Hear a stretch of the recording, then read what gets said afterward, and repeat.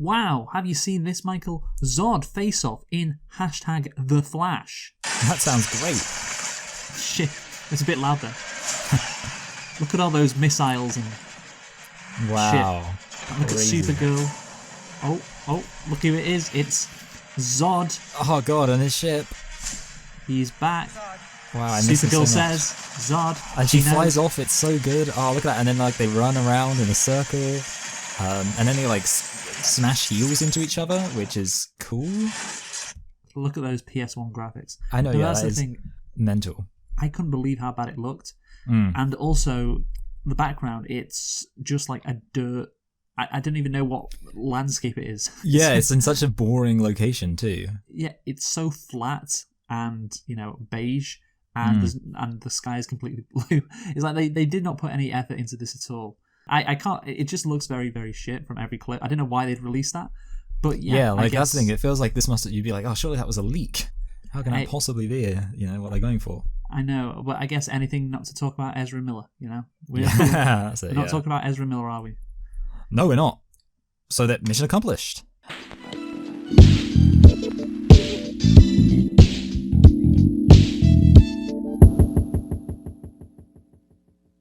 Hello and welcome to Select and Reflect, the movie review podcast where we look at films that have come out in the near and distant past. We give them a couple of watches and evaluate them beyond first impressions. I'm your host Michael, and I'm joined as always by my co-host Luke, and this week we are celebrating the 30-year anniversary of the release of the film Jurassic Park. So Luke, why don't you tell us a thing or two about Jurassic Park?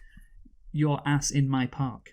Anyway, now we've got that out of the way. Jurassic Park is a 1993 American science fiction film directed by Steven Spielberg and produced by Kathleen Kennedy, back when she produced good movies, and Jared R. Mullen. The movie, of course, why we're doing this is because of its 30th anniversary. Obviously, one of the most iconic movies in the history of movies, Jurassic Park. And so, yeah, it's been 30 goddamn years. 30 years. So where's the time gone, Michael? That's crazy. It feels like just yesterday we were dropping it off at school. I know. So the movie was directed by Steven Spielberg, like it said, and the screenplay, of course, was by Michael Crichton, who actually wrote the book initially. Yes, by the way, it's actually pronounced Michael Crichton. Oh, that makes sense. Yeah, you know what? When I read that, I thought I messed up, and indeed I did. Yes, Good. It's based on Michael Crichton's 1990 novel of the same name. The movie stars Sam Neill, Laura Dern, Jeff Goldblum, Richard Attenborough. What a great cast. Bob Peck, Martin Ferrero, B.D. Wong, Samuel L. Jackson, Wayne Knight, Joseph Mazzallo, and Ariana Richards. The movie was released on June the 11th in the United States, nationwide. So yeah, June the 11th, and yeah, we are so close to that date, Michael. We're not quite there. Well, we're off by a day while recording this, but of course, yeah, this will come out a few days later. But yeah, we're pretty damn close to the release date of this movie, wouldn't you say? Yeah, we really timed it well. I think actually it was trending on Twitter yesterday because of people, talking about the fact it had come out. Yeah, posting Jurassic Park clips. Of course, there are many iconic moments in this movie. So, Michael, how much did it cost to make all these iconic moments? What's the budget? Crap. I think it cost 100 million. Okay, you know what? You have not gone more than double. But yeah, it is only 63. Okay. Again, I'm surprised you said 100 million, considering this was in the early 90s. I don't know. I just felt like they would have thrown those. But yeah, I know. I just thought, whatever. Yeah, I thought it was probably too high. Do I usually go over or under? You usually go under. Okay. Which is why this is surprising. But yeah, basically the film was backed by a $65 million marketing campaign, which is, of course, matches up with the budget. Like most times, filmmakers want marketing and a budget, the same. And so yeah, which of course means that this movie might have grossed a lot at the box office with this marketing campaign. So Michael, can you tell me how much this movie made at the box office? Well, I don't know. I don't know if this is going to be one of those things where it was re-released later on. I don't know if that factors into it, but I feel like at the time because Titanic made those. Okay, shit. So no, I think this. Am I right in saying I think this film was the highest grossing, and then it was beaten by Titanic? So maybe it made. You are correct. I think it was it beaten by Lion King? Oh yeah, okay. So yeah, but it was the highest grossing movie when it was released. Yes. Oh god. So I'm trying to think about like when like the different levels of billions that come into it. Well, do you know the previous record holder? I guess the previous record holder was the previous record holder E.T. Yes. Okay. I can tell you, to give you a clue how much that made. Okay. It was, I think it was around 750 million from what I can remember. Okay, so that makes me. So I was just going to say a straight billion for this, but I mean it could be less. But yeah, I'll go straight billion, just 1 billion. You know what? That is a very good guess. This movie raked in at the box office a total of 1.046 billion. So rounded up about 1.05 billion. Of course, this at the time was the highest grossing movie of all time, which completely makes sense. And there's a lot of stuff on Wikipedia about the box office. Yeah, and in terms of, it's the first film to generate $50 million in a single weekend. And of course, all these incredible records about the amount of screens it was on, all the records it broke in all these different countries around the world. Yeah, it truly was incredible for Universal. So, Michael, can you tell me whether you liked Jurassic Park? Well, a word I throw around every now and then, or a phrase I throw around, is the greatest fancy action adventure movie of all time. It's something, because I respect a good fancy action adventure movie, because it's all just about the plot and it's about the excitement. It's just a simple thing, and I feel like this is definitely one of the greatest fancy action adventure movies of all time. It's wait. Are you putting this above Harry Potter and the Chamber of Secrets? It's always. That's always slow down. I know it is crazy. It's a close one, but what I would say elevates this is it also has like thematic stuff to it. Oh really? And just the Chamber of Secrets? Well, it's got I guess it's about racism, Chamber of Secrets. So there we go. But no, yeah, this obviously loads of thematic stuff, and it's just really like solid. It's just a really solid movie. In fact, I was going to mention this as like a lit pick, but I'm going to mention it now. Was this a late addition to our roster? Was this were we planning on doing this from the beginning? Because I can't remember. Yeah, it's one of the most important movies of all time, 30-year anniversary, yeah. So basically, I just had no forethought, because about literally like a month ago, maybe slightly over, I found out that my fiance had never seen Jurassic Park, and I was like, oh, we should watch Jurassic Park. So I watched it with her, despite having seen it dozens of times before, and then when I realized, oh, we're doing it for the podcast, I was like, oh, that's fine, I'll watch it again. It's just, you can just watch it infinite numbers of times. Yeah. Spoiler alert, I like it. Yeah, no, and of course you've done a video essay on this, or comparing it to Jurassic World. Yes, exactly. Yeah, my first foray, that's the phrase, isn't it? My first foray into that. Yeah, which we may compare it to Jurassic World, of course. Jurassic World is a million times worse than this movie. Yeah. But yeah, that's the thing about this movie. It is, I called it the most important, the most iconic, and it really is. You can watch this over and over again. It's got so many great moments, and yeah, I am watching this movie. It's like, oh yeah, this is when movies were at their peak. I guess, look, I've already said how much I like the 90s because of a variety of factors, probably mainly economic factors, which made the people who made movies, it meant they could flourish in a way which today that's just not possible. Yeah, now they have to have terrible effects because they can't afford anything. Yes, just the lack of effort. Again, and we just saw The Flash, which has awful CGI, and of course this movie was famed for its incredible CGI. Yeah. So yeah, again, I think it's impossible not to like this movie. Although I will say I do dispute what you said about this being one of the greatest fantasy action adventure films of all time. Now, of course, it is so much better than Harry Potter and the Chamber of Secrets. I'm not disputing that. Yeah. But what I'm saying is I don't really think it is fantasy. It is more science fiction. That makes sense, yeah. Yeah, that is the case, because, it's not magic or whatever, like Lord of the Rings or Harry Potter. This is very much science fiction. They're trying to give scientific explanations for how these dinosaurs get brought back. But anyway, Michael, let's get into nitpicks. How many do you have? I have 5. Wait, no, sorry, 4. Okay, well that's quite a lot. I have 2. I thought I'd have more, but anyway, you go first. Okay, like some of these, okay, whatever. Bones aren't really laid out that clearly in actual digs, so this is like, I just remember this because I watched the, because I'm prepared to watch Jurassic Park an infinite number of times, I watched the Red Letter Media commentary, or I watched Jurassic Park with the Red Letter Media commentary, and I remember there's the bit where they're digging up the bones at the beginning, and I don't know which one it is who says it, but they're like, oh, this is the scene that makes every paleontologist like throw up in their mouth because of how like inaccurate it is. And it's like, in reality, like the idea that you'd find like a complete skeleton laid out perfectly like that, when in reality you find like a tiny bit of a shin bone and you consider yourself lucky. I don't know why it is that the Red Letter Media guys got so passionate about paleontological accuracy, but there we go. I thought that was a funny thing to shout out. This is an obvious one. The revelation of the dinosaurs initially doesn't really make sense because, like, obviously at first you just see the Brachiosaurus, but then like you look around, there's like loads of them, and it's like, how did they not see them? That's like an obvious one. It's like a good moment, but obviously it doesn't make much sense. They didn't see any dinosaurs when the wide shot shows there's loads. All right. Okay. This one actually. So I wrote this one. I forgot I wrote this. I wrote, what's the point in John Hammond imprinting on the raptors if like it's just so obvious that they're vicious killers? Like, it's kind of a bit like, I was just thinking to myself this time when I was watching it. I think it's more of a thematic thing. More about him and his, yeah, that makes sense. Yeah, we love themes. He wants to play God, so he wants to basically be their father. And then finally, when they're trying to hold the door and Lex, that is her name, isn't it? Yeah. Yes. Oh, yeah, is doing the hacking. Lots of people pointed out that Tim could have like helped in some way, like by getting like by pushing the gun over to people. Like, basically it's a situation where like you got Lex is trying to do something, Grant and Ellie are trying to do something, and then Tim's just there like doing nothing, and like people pointed out that's kind of funny.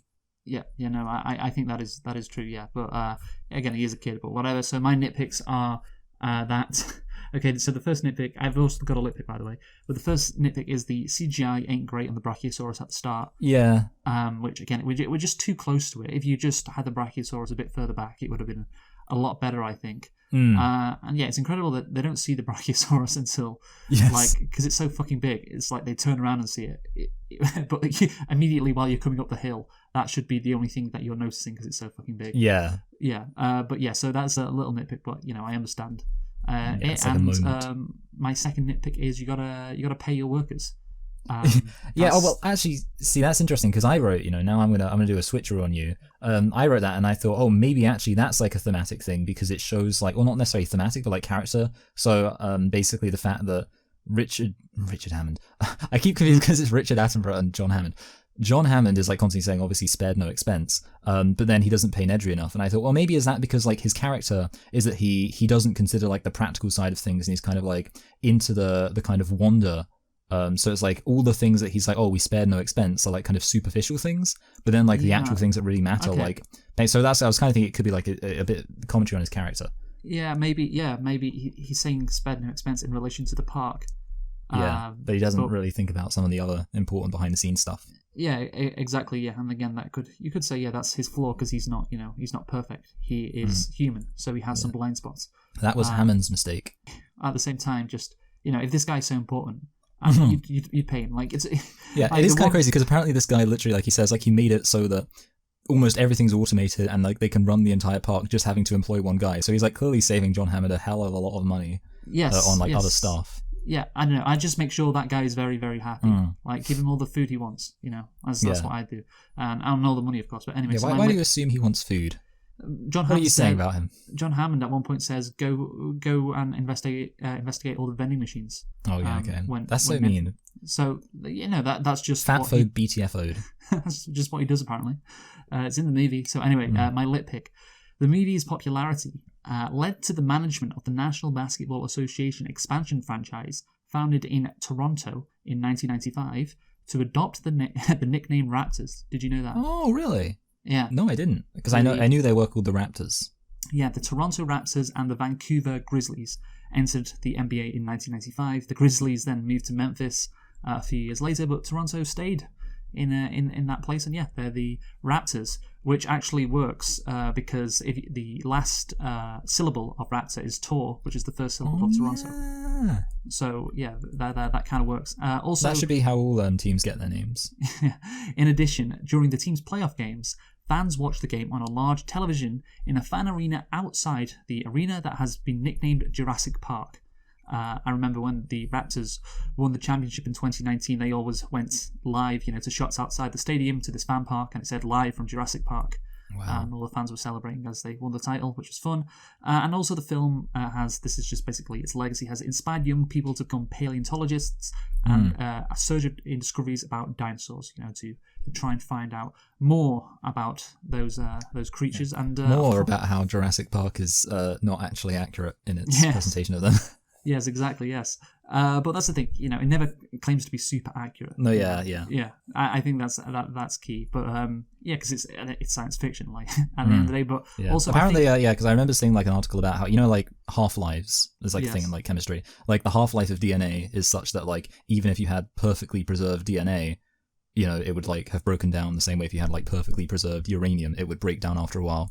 So like basically, DNA doesn't last 65 million years even when it's perfectly preserved. Yes. Unfortunately.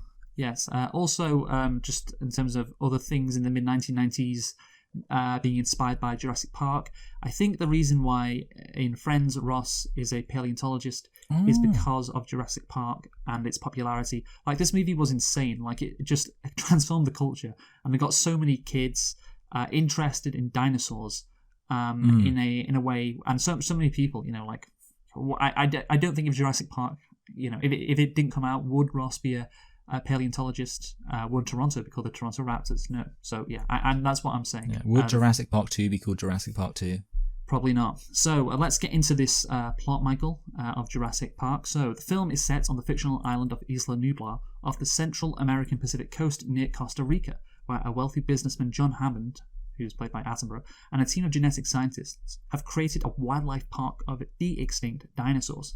When industrial sabotage leads to a catastrophic shutdown of the park's power facilities and security precautions, a small group of visitors, including Hound's grandchildren, struggle to survive and escape the now perilous island. Just first and foremost, what a great fucking idea for a movie. Yeah. Of course, you need the dinosaurs to look like dinosaurs so you can pull it off, but inherently it is just a really entertaining setup for a movie, right? Yeah, like just the idea of making, you think about a zoo and it's just like, well, what if it was a zoo of dinosaurs? And obviously, I mean, the scientific idea is plausible, which is really impressive. I think Michael Crichton does like a lot of like science fiction writing. I think he's like one of those guys who like used to actually work in like a science profession and then kind of turned his hand to fiction. So yeah, great mind, came up with a great idea. Not surprised Steven Spielberg was really into it. No, absolutely. And I think in general this movie, look, I think the plot is kind of simple, but that's what it doesn't need to be complicated. Like these people come to an island with dinosaurs, things go wrong, and they try to escape and not get eaten. And inherently like dinosaurs are scary because they of course a terrible lizard. I think that's what it means. Yes. Latin. They are the scariest creatures ever to walk the earth. I think that's fair to say. But of course they are extinct. So yeah, it's just naturally a fun idea to have them chasing people around. There's a natural fear there, and more so than I don't know, like zombies for instance, because zombies have never actually existed, which is but yeah, I think in general Jurassic Park, I think it's what movies are all about. Like, being wowed. Like, I think this is the inherent wonder, I guess, of visual media. It's why I think comic book movies are, again, inherently popular. Because you just think, wow, wouldn't it be amazing to see all this cool stuff play out on screen instead of just imagining it in your head? That's why I think they've been popular now that CGI can replicate that in the last, couple of decades. And I've always thought, Jurassic Park is the perfect example of what a movie should be. Because you have this unrealistic vision in terms of, something that wouldn't happen in real life. But you can create that on the screen, on the big screen, and that is probably the most, I guess, magical thing about the movies and the wonder. Like you can create like these dinosaurs, and if you can make them realistic, which is very important, which is why again so much money was invested in special effects. But yeah, that is the key, and yeah, I think this is like the first major dinosaur movie, was it? Like Jurassic Park? I know that there was like in the 60s there was a movie called like 1 million BC, and like that. The thing I know about that is they had like dinosaurs, and like they did the kind of like claymation for the dinosaurs. Oh, okay. So they kind of look but right. And they kind of use like rotoscoping, so like they look big. So I think it shows that like people had this idea of like, oh, wouldn't it be great if we could have people interacting with dinosaurs? Wouldn't that be a crazy thing to see? But like prior to this, there was no way anyone was going to be able to pull that off technologically. Because you can pull zombies off very easily. Yeah, exactly. Yeah, you can pull vampires off easily, etc. Other things that like hunt you that are like supernatural, or I guess not supernatural, just don't exist in the present day. But that's the thing. Like unlike those things, and unlike indeed superheroes, like dinosaurs actually existed. And that's what makes this again. And I think that also means there's like more of a standard of like realism. Like in a way, like when you see something that's like completely like fictional, you can kind of be like, if it looks a bit janky because of the special effects, you're like, oh, whatever. Like when like the Kraken in Clash of the Titans, you're not like, well, that's not what a real Kraken would look like. Whereas obviously with this, it's like, well, you have an expectation it would look realistic because it really did exist. So that's another reason why the special effects were kind of key. Yeah, and that's what makes it just even more intriguing to see up on screen. Because I think that's the thing. Like what if like superheroes existed, or what if like zombies were real or something? It's like, well, they've never existed. They're so far fetched. But like dinosaurs, it's a bit like the whole line, like I wanted to show them something that wasn't an illusion. Like it's not quite the same thing. It's kind of like I wanted to show them something that was realistic. Yeah. Like it is something that they existed. They walk the same, in the same places where we live today.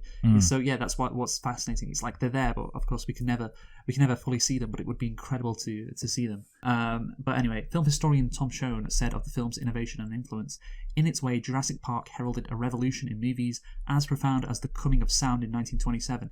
Yeah, and maybe that's a bit over the top because, of course, sound changed everything. This movie did change a lot, though, so I don't think it's too far-fetched. Many filmmakers saw Jurassic Park's effects as a realization that many of their visions, previously thought unfeasible or too expensive, were now possible. George Lucas, realizing the success of creating realistic live dinosaurs by his own company, started to make the Star Wars prequels. Yes. Right, the real legacy that we all value. Because, he was like, I just want to wait until the special effects are good enough, Yeah. And then, he sees Jurassic Park and he's like, okay, now it's good enough. And he starts writing in 1994, the Phantom Menace. So Stanley Kubrick decided to invest in pet project AI, artificial intelligence, which he would later get Spielberg to direct. And Peter Jackson began to explore his childhood love of fantasy films, a path that led him to Lord of the Rings and King Kong. So that's the thing. I think Lord of the Rings is a great success. AI and other movies which wouldn't exist without CGI. Which it's good that CGI exists at this level, because you can now make movies which previously nobody could have made Lord of the Rings. Well, Peter Jackson couldn't have made Lord of the Rings or anybody else 10 years ago. Now you can, great. But overall, it's like Steven Spielberg producing this movie, and George Lucas is like, wow, I'm going to make 3 of the worst movies of all time. I know, yeah, because of this. And you think of all the CGI again. We just saw the Flash just then. Again, that's awful CGI. But like how movies nowadays are just all CGI. Yeah, like I guess like CGI became like the standard, and that's what ruined it.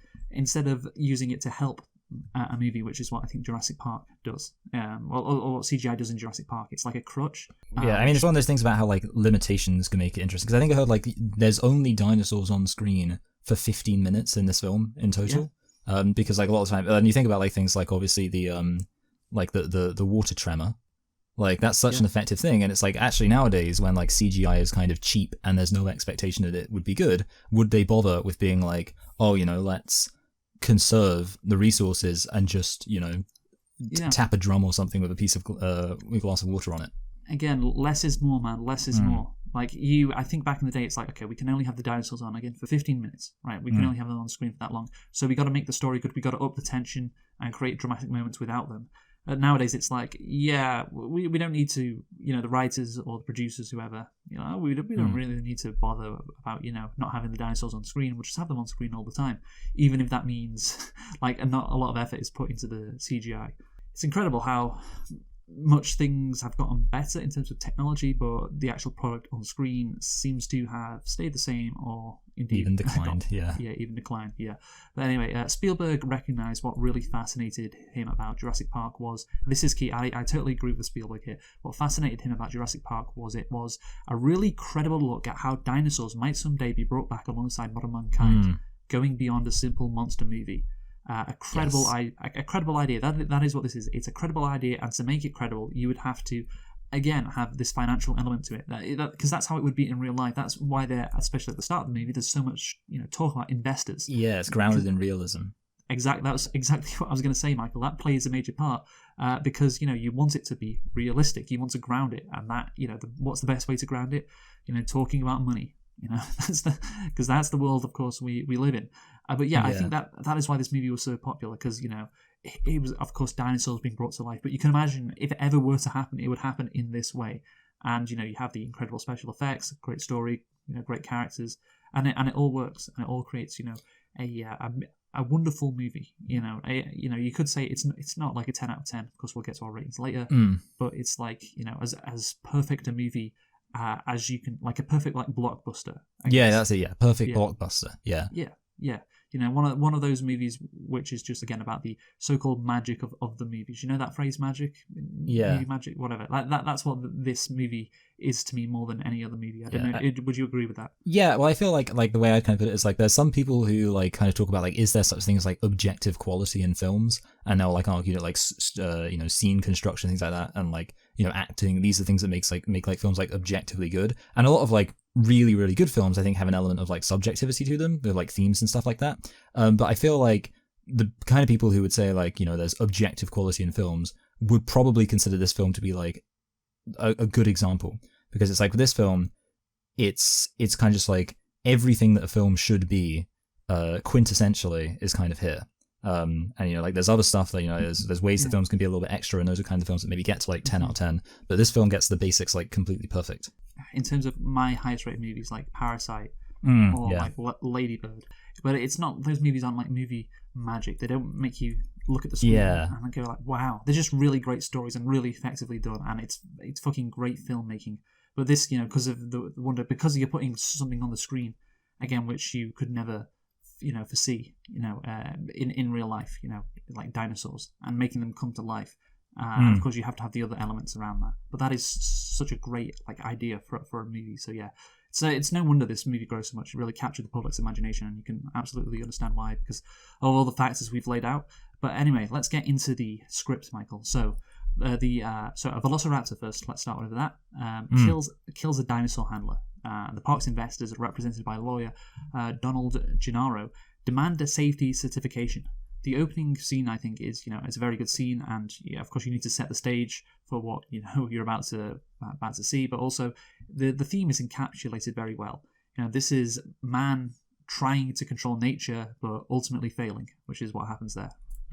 Yeah, so right from the start, I think it's a perfect opening scene, right? It's exciting. There's kind of like a mystery to it, because you don't actually see the velociraptor, which again is an example of where like they probably save money there. They probably just need like a like prosthetic like tail and things like that. They didn't have to show it in full. So yeah, I think it perfectly sets things up, and it's an example of how like the opening of the film is very efficient in that way. Yeah, I think so. And also, the Australian Ranger, of course, gets his kind of comeuppance later on. Or you like shoot her. Yeah, exactly. And the death, of course, was needed because of the investors. They were they were nervous, so you need an excuse to send these people to the island. So yeah, like you say, very, very efficient. So Donald Gennaro demands a safety certification, so he invites Chaotician. Are you reading the same Wikipedia? No, I just know it's chaotician because I think he calls himself that at one point. Yes, chaotician Ian Malcolm. And Hammond invites paleontologist Alan Grant and paleobotanist Ellie Sattler. I don't really know why he invited a paleobotanist, but yeah, I think it's kind of just because she happened to be there and you didn't want to seem rude. Yes, exactly. Because he kind of says it like an afterthought, like, "Oh, you can come too. I'd love to have a paleobotanist." Yes, again, it all makes sense why these people are on this island, and therefore I think you get pretty invested in the story because it makes sense why they're there. They're not just there for some bullshit reason, Yeah. Yeah, like definitely. And I mean, obviously the classic example is Jurassic Park 3, where like Alan Grant's like, no force on heaven or earth could get me on that island, and then some guy shows up like, hey, we'll give you a bunch of money. And he's like, okay, like which is just not so. And obviously it's more believable because one, they don't even know it's about dinosaurs, but obviously like they don't even have any reason to think there's anything actively kind of wrong. So yeah, no, yeah, it makes sense. And of course them needing to be on Isla Nublar because the investors makes it grounded, makes it realistic, etc. All of that stuff. I do wonder why. Again, there's just a slight issue. Maybe this should have been a nitpick, but it's more of a question, really. Maybe you have an answer. Why do the investors invite Ian Malcolm? Because like a bunch of like stuffy business people who want their money protected, would they really invite like this, doctor who, again, John Hammond describes him as a rock star? Yeah, that's a good question. I get the impression that kind of like Ian Malcolm is almost like, I'm trying to think of like an example of a non-controversial example of this. Maybe like a kind of Neil deGrasse Tyson of sorts, where he's kind of almost like a kind of popular academic. Is almost the way they kind of like is the impression I get, and therefore it's kind of like they're like, oh, it would be good publicity, and maybe it's one of those like things where you could be like, well, they just know he's popular and they know that he's like into science. They're like, oh, you know, he'll be like impressed by it. And like because he's like popular, you know, and like he's like charismatic and stuff, that will be successful because, you know, who's going to care what this Grant guy has to say? He'll say it's popular, but that won't get us the publicity. That's, I think, the best explanation I can think of. Yeah, I don't know. I think that's, you know, a decent explanation. So, upon arrival, the group is shocked to see a live Brachiosaurus and a whole herd of other dinosaurs. Again, this is such an iconic scene. Yes. You know, the music swelling up at the right moments to reveal, you know, something no person in their wildest dreams could believe. Would you say that's great, Michael? Yeah, it kind of makes you think, like, imagine actually seeing that. Like, imagine seeing something that just huge. And I think I remember, like, hearing that they kind of, like almost, I think somehow, like, in post-production, they, like, decided to get it so, like, I think they made it and then they realized they had to have Sam Neill, like, in the shot to, like, get across the length. I think I remember hearing that at first they just had, like, the shot and they're like, oh, it doesn't work. And I'm like, no, you gotta have, like, Sam Neill in the shot and have, like, the movement to show its size. And they absolutely do communicate just, like, the insane size of this thing and how just crazy that would be to see. Yeah, 100%. Yeah, I think that's true. They communicate the insane size and just the insanity of the moment as well. And I've just got the music here just because it's such a great moment with the swelling at the right moment. Yeah, I also like you did it, you crazy son of a bitch, you did it. That's a great line from Ian Malcolm as well. See, there you go. Yeah, that's it. Yeah, and of course we haven't really talked about the music yet, but the music is again iconic. It's incredible how good everything is in this movie. Yeah, like that's the thing. Like in theory, like there's no reason this film had to have like a soundtrack so great, but it did. There's no reason this movie had to be so just great overall. Like anything could have gone wrong. But yeah. I just looking. The music, of course, was by John Williams. Yeah, I thought so. Just making sure, you know, the best composer out there. Better than that fraud who I've forgotten his name. Danny Elfman. We have a T-Rex. Oh yeah. We're at this moment now, and that's the thing. What happens is we go for an encore, Michael. With the yes. Here we go. To Jurassic Park. And it comes in even more. Oh yeah, like. And he turns and sees so many of them. And then it's like. Yeah. It's so good. It's so good. I just Spielberg was just. He was on it. You know, kissing his fingers after, like a chef's kiss. Mwah. Yeah. They do move in herds. They do move in herds. Yes, they do. And yeah, obviously. And just imagine seeing that moment during like the screening, like the first time it all comes together. Like, that's got to be the greatest moment of Steven Spielberg's life. Yeah, I know. I'll show you. Like, how did you do that, Steven Spielberg? How did you do that? Because it's just the most important moment of the movie. Like humans, like us, of course, we're the stand-ins for these. Or these characters are the stand-ins for the audience because we've never seen dinosaurs either. You know, these guys haven't. So, like, when they're seeing dinosaurs for the first time, it's like, you know, we're seeing dinosaurs for the first time. And so it's why that scene is so damn important. You have to communicate that wonder. You have to do that. And he absolutely nails it. So, yeah, it's just unbelievable. I'm sure, we're not saying anything crazy here, are we? No, we're not. But yeah, hey, you just got to appreciate it, you know. And yeah, obviously, I think what's great as well is that halfway through that scene, the lawyer says, you know, we're gonna make a fortune with this place. Yeah, and again, that's good because it kind of grounds the movie again because you have, and you know. Yeah. It makes it kind of realistic, and you know, it's just one line, so it doesn't drag you down too much. But it's like, oh yeah, like this is, it keeps you thinking. Imagine if this was real, because that would be someone like this guy's reaction. So yeah, like it's not like everyone has like an over the top kind of reaction to it.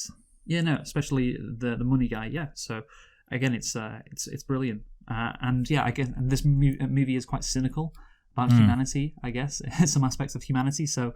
You know, naturally, that line would be there. So at the park's visitor center, the group learns that the cloning was accomplished by extracting dinosaur DNA from prehistoric mosquitoes preserved in amber to prevent breeding. All dinosaurs were made female. I think it's a nice idea. Again, like that, you know, they have the explanation of how these dinosaurs were, created in the modern day. Of course, using the blood from dead mosquitoes. I think. It's about as realistic a way you can imagine to get dinosaurs to exist, even if it is, of course, complete science fiction, right? No, yeah, that's it. Like, it's a... I guess maybe we used the word already, like it's a plausible explanation. Yeah, You know? yeah, it's plausible, yeah.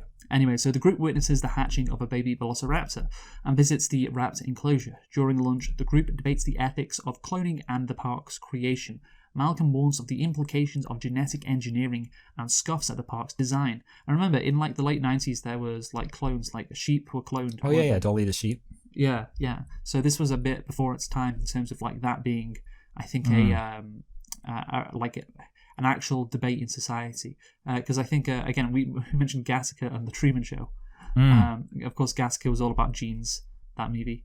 Gattaca was all about, basically, there's no more mystery in humanity anymore because everyone's genes are are decided, before they're born. Yes. And I think that was kind of a response to like, oh shit, cloning exists now. Oh shit, like what crazy world are we entering in the late 90s? And so this was a bit before its time by a few years, but anyway, so they're debating the implications of genetic engineering, and Malcolm says the park will break down. Also, Malcolm said all the dinosaurs won't eventually be female because life finds a way. Yes, he says that in the previous scene. But this is the conversation that really elevates the movie. There is a real interesting discussion about the ethics of cloning. Playing God. Just because you could. What's the line? Your scientists were so concerned whether or not they could, they didn't think whether or not they should. Yeah.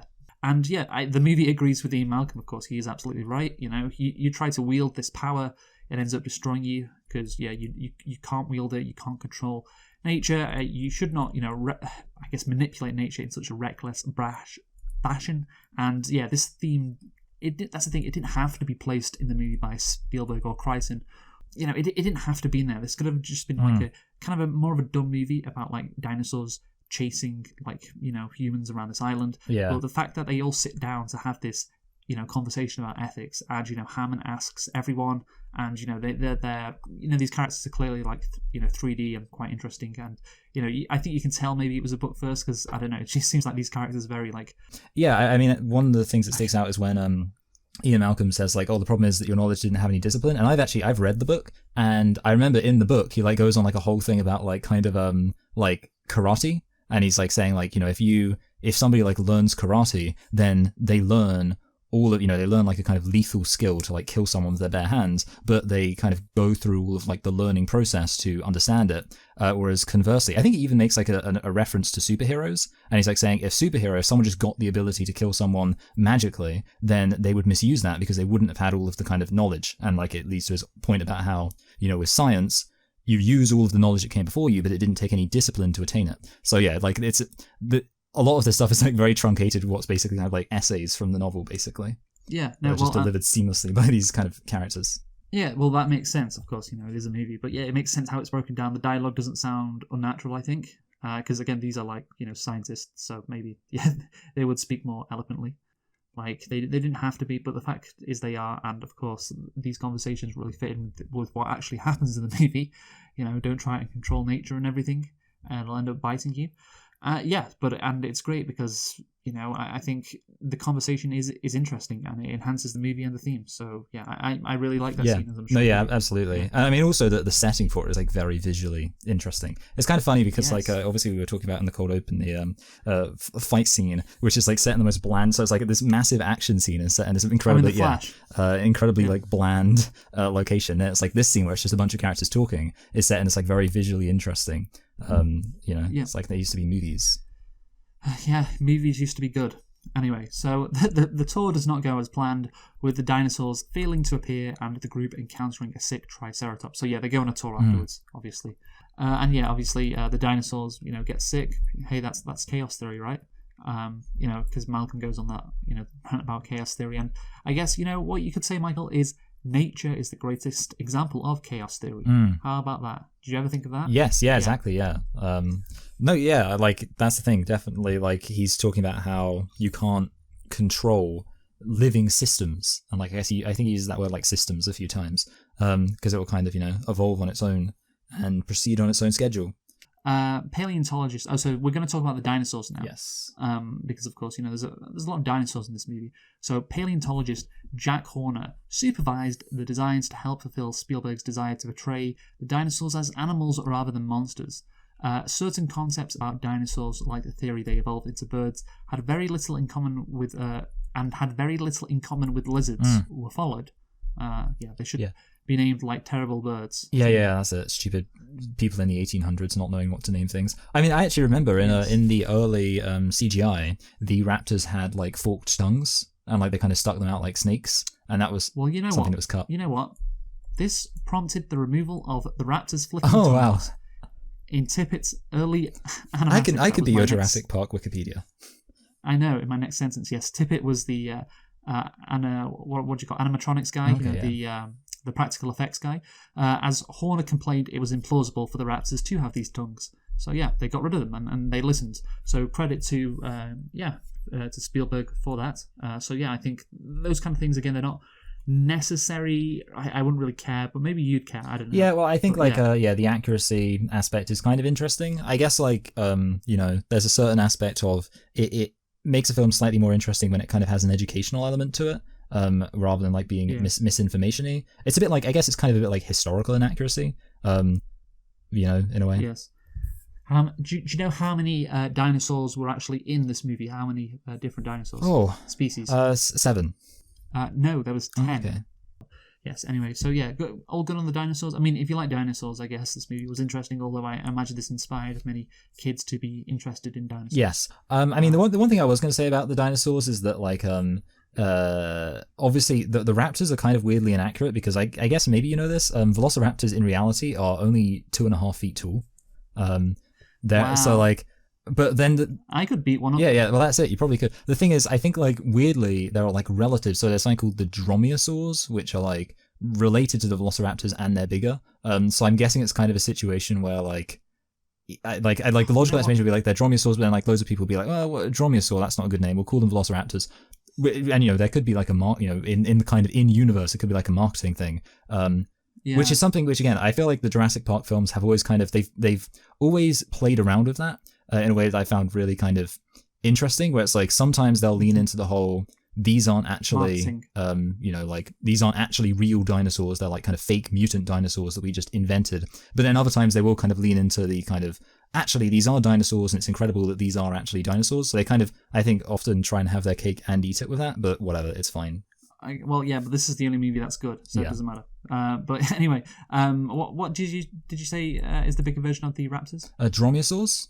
The Toronto dromaeosaurs. Oh, probably. Toronto dromaeosaurs, yeah. Doesn't have the same ring. Yeah, and it doesn't have that whole, like, the last word being tall. Yes. Or last syllable. Jurassic... Yes, exactly. Jurassic Park's disgruntled lead computer programmer, Dennis Nedry, wants him now, has been bribed by Dodgson, a man working for Ham's corporate rival, to steal fertilized dinosaur embryos. Nedry's sabotage cuts power to the tour vehicles, stranding them just as they near the T-Rex's paddock. Yeah, he later dies, of course. He's, again, another guy trying to use this profit off nature, I guess. And, he's a tech guy, so yeah, of course he's going to die. It's all about nature, this movie. Nature always wins. But yeah, obviously, R.I.P. to Newman. Of course, that was his character in Seinfeld as well. Just what a great 90s Wayne Knight had. He really did. 90s. Yeah, best 90s actor. So most of the park's electric fences have also been deactivated, allowing the T-Rex to escape and attack the group. Again, the idea to have the water shaking, and perhaps it was I'm not sure, was it a callback to what, because Malcolm was doing stuff with the water, pouring water on Laura Dern's hand. Maybe it was a callback to that. I'm not sure. Maybe it was, maybe it wasn't. But, I think in general this scene is, again, iconic, genius from Spielberg. Maybe he got the bumps from the tremors from another movie. That feels like maybe he like a kind of inspiration, like a callback. Yeah, I mean, I heard that they made those bumps by like playing a guitar string. Like they like hooked a guitar string up to like a table or something, and they plucked it. I remember hearing that. Mm-hmm. But yeah, no, yeah, it's like it's a very classic shot, and it's just like so effective. And it just like communicates like the weight of what's happening and what's coming.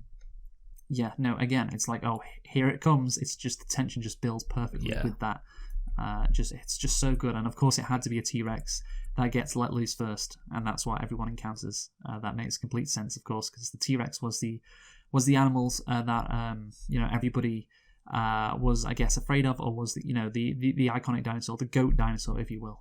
Yes. Even though I think what is interesting is what's he called? Sam Neill's character. What's he called again? Oh God, Alan Grant. He says at one point the T-Rex wants to hunt and not like just eat its prey, and I believe that's maybe the exact opposite. Yeah. To what the T-Rex actually did. The T-Rex would happily just have scavenge basically, and yeah, that's a good point. So yeah, I just found that funny, but yeah, of course it had to be the T-Rex because I think it's the big scary dinosaur, even though like the Giganotosaurus or whatever is bigger. And we saw that I didn't because I haven't seen the movie, in the recent Jurassic World Dominion or whatever. Yes, I haven't seen that one yet either. At some point we're going to watch it because why not? Some point, yeah. So, but yeah, what does annoy me a bit is the T-Rex does kind of attack them. Like, that's the thing, he has just eaten, so like why well, that's the thing, he doesn't attack them specifically. He's just like more interested in the car. Like he's just curious about it more than anything. Yeah. But I don't know why he'd like want to break past the barriers, because like he must have like tried to do it before when it's been electrified. Yeah, it's weird. Like it happens to work it out. Yeah, I don't think he does. Like, I assume the T-Rex, doesn't work it out and just like happens to break the barriers. But why try and do that? Yeah, like I don't know why he'd do that. But yeah, again, dinosaurs of course aren't just monsters. That's another key point this movie is making. The T-Rex is kind of just curious, and of course it doesn't attack the kids until that that dumb girl, what she called Lex. Yeah. She flashes a torch at the T-Rex. She's not a so smart that makes move. sense. Yeah, but it makes sense why the T-Rex doesn't go for her or the kids until then, right? Yeah. Like that's it. Because it's just eaten, obviously. Yes. So it's not hungry. Yeah, I think like a lot of the time, some animals will be like, if they've just eaten, they might still have a little bit of a snack every now and then, because sometimes it must be hard to find food if you're out in the wild. But yeah, I would agree that would make sense an explanation that they kind of like get its attention, and yes, also kids will just be a snack for it. Well, I don't think it really wants to eat the kids. It's just interested in what the car is. Of course it eats the guy, the lawyer. But yeah, that's more just that like Spielberg having fun, really. Because no one cares about the lawyer. But anyway, let's talk about the technical aspect, of course, because that's what I remember. The Lord of the Rings, Jurassic Park. That's what like your average person. That when they think of what was great special effects back before every movie was just special effects. That's what people thought of in terms of great special effects. Lord of the Rings and this movie, people were wowed by how realistic the dinosaurs looked, especially the T-Rex in this scene. It's incredible how good it looks. I think like the darkness obviously kind of helps, and like usually that's like a source of complaint, but like kind of like, because obviously nowadays it's like everything's dark all the time and it's crap. But like here it's kind of like the darkness like makes sense and it's kind of well used. Yeah. Well, because it's a scary monster, so you want him to attack at night, obviously, and I think it's fair to say it was groundbreaking, the CGI, and it was created by Industrial Light and Magic with life-size animatronic dinosaurs that were also built, of course. It was a combination. To showcase the film's sound design, which of course the sound design is great. Yes. Which included a mixture of various animal noises. Spielberg invested in the creation of DTS, a company specializing in digital surround sound formats. So again, a lot of money was poured into this, a lot of innovation.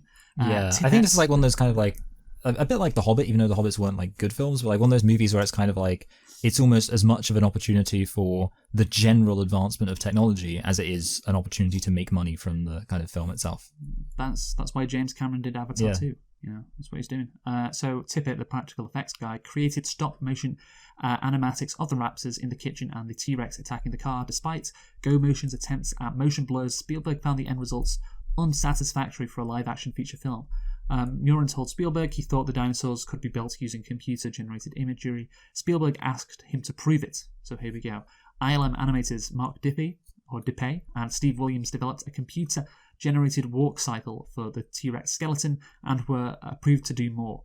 When Spielberg and Tippett saw an animatic of the T-Rex chasing a herd of Gallimimus, there we go, got it, Gallimimus, Spielberg said, "You are out of a job," to which Tippett replied, "Don't you mean extinct?" Spielberg put this exchange into the script as a conversation between Malcolm and Grant. Yes. Remember when Malcolm says that to Grant? Yeah. It's a good line. On the stairs before they go into the facility. So yeah, after the T-Rex overturns a vehicle, it injures Malcolm and devours Gennaro while Grant and Lexington escape. So again, the guy who wanted to not just control nature but make a lot of money off of these dinosaurs is the first one to die. Yeah, well, it's both the people with like money motivations are the first two to die. Yeah, and again, it makes sense with the theme, of course, and yeah, also the iconic chase scene, Michael. You know, the T-Rex chasing the car. Oh, the must go faster. The shot of the shot of the T-Rex in the mirror, absolutely amazing. Is that the best moment from the film? Because there's many great moments. I think the Velociraptors at the end of the movie. Yeah, I was gonna say, I think for me the best moment. The best moment, and this is jumping ahead, but if we're talking about best moments, it's when the T-Rex roars and the sign comes down with when dinosaurs ruled the world. That's just like a great moment. Yeah, no, it's very nice, a thematic bow on the movie, and a literal bow on the movie as well, I guess. But yeah, I still think the best moment. This is a great moment with the T-Rex chasing the car. That's iconic. But I think the moment when all the people on the trip see the dinosaurs, that's the best. But how can you not love there's so many contenders, it's crazy. Because I was going to say also, I like the bit where like you see the raptor in the raptor's not reflection, silhouette in the window. That's like a great moment. So Grant discovers the broken shells of dinosaur eggs the following morning, and Grant concludes that the dinosaurs have been breeding, which was possible because of amphibian DNA. Life will find a way. That's what he says, right? Yes. Yeah. I will point out it's a bit coincidental, kind of, in a way, seemingly, that like that big development happens of like things falling apart literally at the exact same time as the park in general falls apart. It's fine though. Maybe it had been going on for a while and they just didn't look. Yeah. Because I imagine you could it's much harder to track the dinosaurs than like Jurassic World did. Yes. They didn't have all that technology. Yeah. And then, of course, we have this conversation with Dr. Sattler, who's, Laura Dern and John Hammond, and she's saying, the illusion was, you had control over these animals in the first place. That's the illusion. And yeah, of course, that really hammers the point home of you can't control this. You think you're God or whatever, but you're not. You're not until, of course, Jurassic World. In about 20 years probably, like 20 years after this happened. Actually, no, you can be God, but of course they introduced it. What was it called? The fucking Indoraptor. Yeah.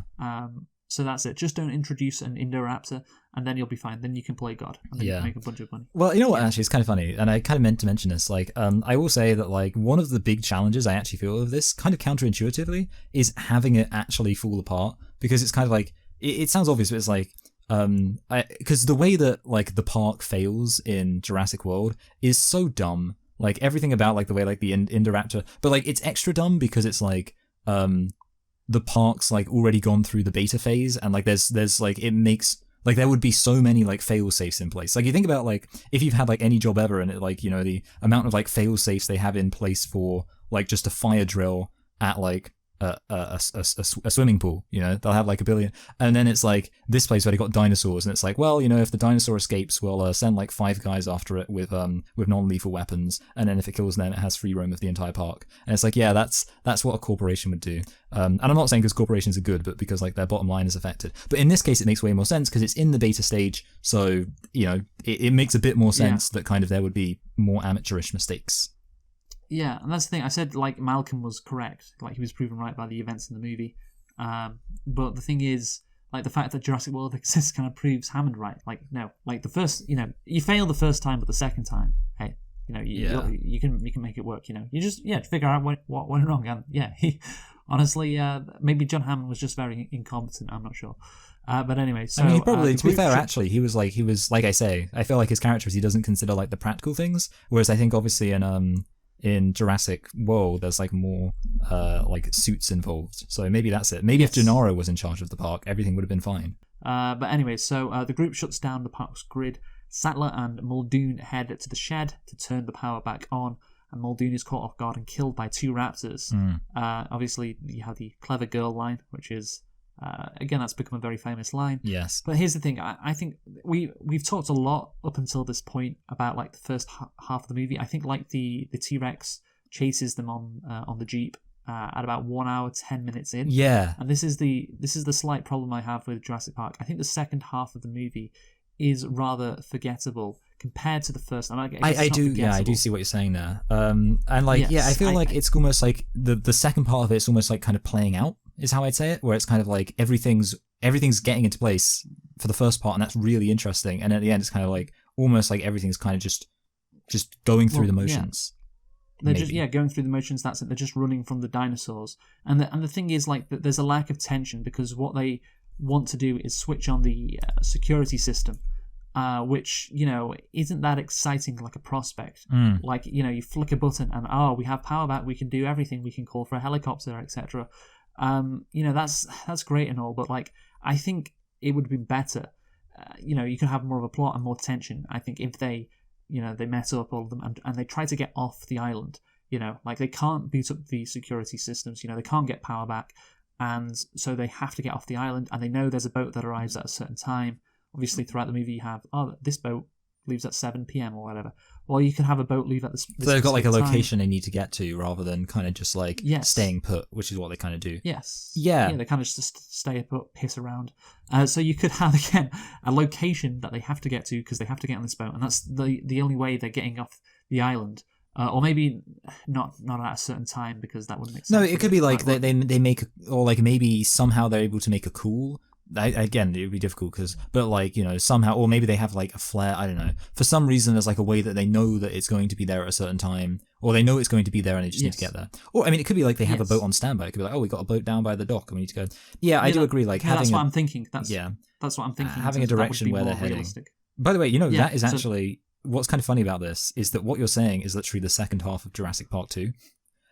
Jurassic Park 2, the Jurassic Park 2, the first half is basically they're hanging out in the trailers, and then in the middle of the film, the trailers get destroyed, and then because the trailers have been destroyed, they don't have any means of contact, so they have to trek across the island in order to get to a radio station to call in a helicopter. So like literally. It's quite a substantial period. I mean, to be honest, I think Jurassic Park 2 is unfairly maligned. What I would say is basically each Jurassic Park film gets worse than the previous one, but because the first one's really good, the second one is still pretty good. It's just not as good as the first one. I liked the second one when I was watching it when I was a kid. Yeah. But, I think even the third one, like the third one's like a dumb monster movie, but it's a competent monster movie, so it still technically qualifies as good. Alan. Yeah, Alan.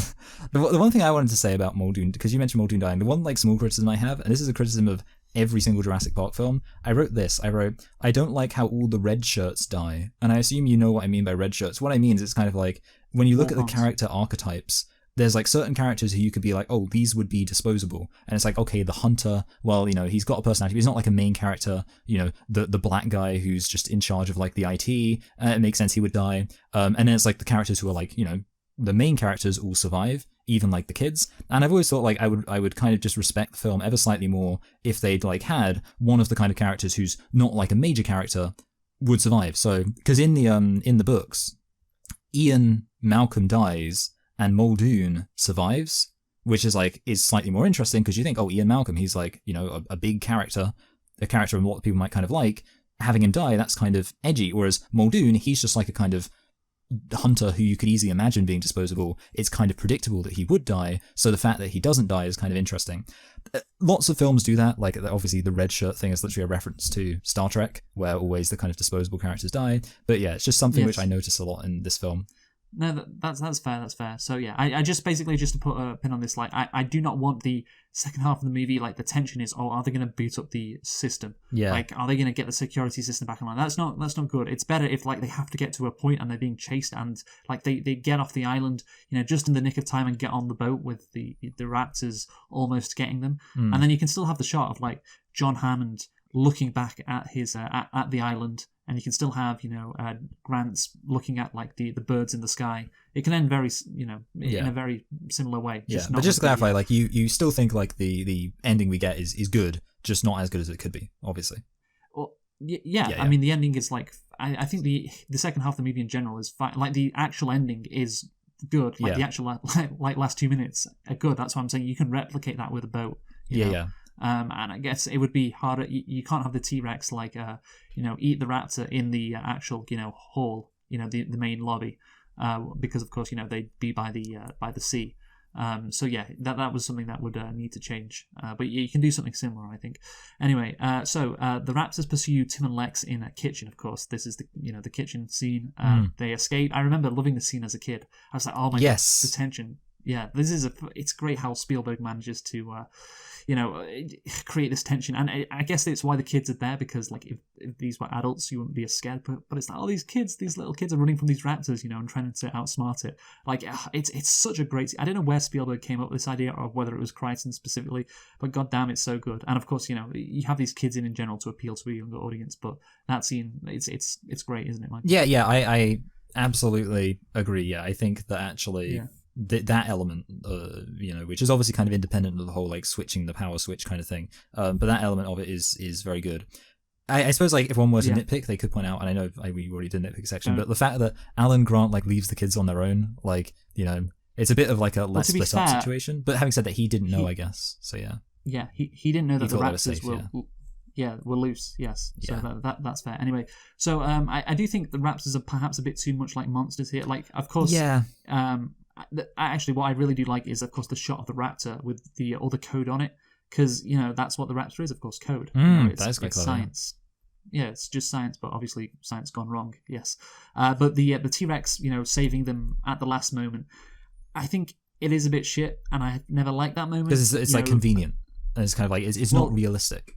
It's not that it's convenient for them. It's fine to have like a convenient moment right at the end. It would be a very nitpick thing. Oh, he just walks in, right at the right time and saves them. But it's the fact that the raptors or the humans don't notice the T-Rex, this massive. The thing that animal. makes they've established it makes a loud noise and then it sneaks up on them. Yeah, again, that's a good point.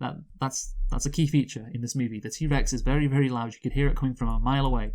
And these modern Jurassic World movies do these stupid jump scares with the T-Rex, and it's just so bad. It's so frustrating. And again, this does it, and I'm like, you could have done that a lot better, I think. But yeah, I'm not too mad at it because it's like the final scene, so whatever. You can maybe do that. And yeah, I do like how, of course, all of the characters, including the T-Rex, they destroy the T-Rex skeleton, which is of course symbolic. They're not extinct anymore. They're not skeletons. They're here. They're in this queer. world. They get used to it. Yeah. Well, yeah, they're all female, so Yeah, that is true. Yeah. Yeah, that's the only way it can happen. Yeah, and of course we have the last shot, which is Grant looking at that fucking bird, whatever it is, and yeah, there we go. That's Jurassic Park. Cue the music, Johnny. What a great movie. So let's conclude. Michael, you go first. Yes, this movie it's really good. We already said it's really good. Everything about it is pretty good. Everything about it's like good. Some of it's obviously not as good as the rest of it, but the thing is, a bit like Jurassic Park 2 relative to Jurassic Park 1, even the bits that aren't as good as the best bits are still pretty good because the best bits are really good. I think so. I think the film's really well made, and the film is just so damn rewatchable, and it's so damn entertaining. And I will say, actually, just very quickly on the whole, like towards the end thing like that, I will say I think like one of the things the film benefits from is kind of like momentum, where because I kind of agree with what you're saying about like the it feeling like it's kind of going through emotions and whatever later on, and like there's not like new kind of excitement being introduced necessarily as much, but I think like what it's established gets you kind of so much momentum in terms of excitement that you can power through pretty well.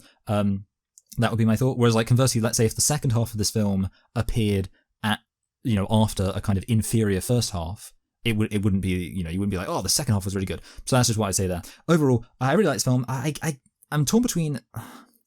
I'm going to give the film a middling 9. I was thinking maybe a high 9. I'm going to give it a middling 9. Just because I think it's good, but there are like a few elements which I think are a bit maybe corny, and there are like some moments which don't necessarily make so much sense. But I mean, the thing that elevates it is there is like thematic stuff, good dialogue, all that.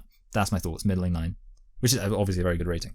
Yeah, I think a 9 out of 10 is. I was thinking it's either 9 or 9.5. I think the fact that the second half of the movie isn't that great. Again, I think it could be better. yeah, I think a 9 out of 10 for me is fair. So yeah, Michael, what are we reviewing next week? Next week we are reviewing. So we're looking at this other classic action adventure franchise, Indiana Jones, and of course, just like with this film, we were looking at the first and best film. In this case, we're looking at we're looking at Kingdom of the Crystal Skull.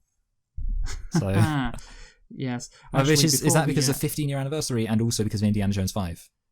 Yeah, Indiana Jones 5, The Dial of Destiny is coming out, and like you say, yeah, it's the 15-year anniversary. Also, let's just have a quick look at, I forgot about this, the Spider-Man Across the Spider-Verse Rotten Tomato review. Yes, indeed. So this has a 96% score on Rotten Tomatoes, which is predictable. We knew it was going to be very high. So you had a guess of 91, I had a guess of 90. So yeah, there's not a lot of change. You just get one closer, of course. You were 5 off and I was 6 off. So we had 5 to your score, which gives you a total of 68. We had 6 to my score, which gives me a total of 47. So the gap now is only 21. I am 21 ahead of you because, of course, lower is better. So there we go. So yeah, Indiana Jones Kingdom of the Crystal Skull will be our next movie that we review.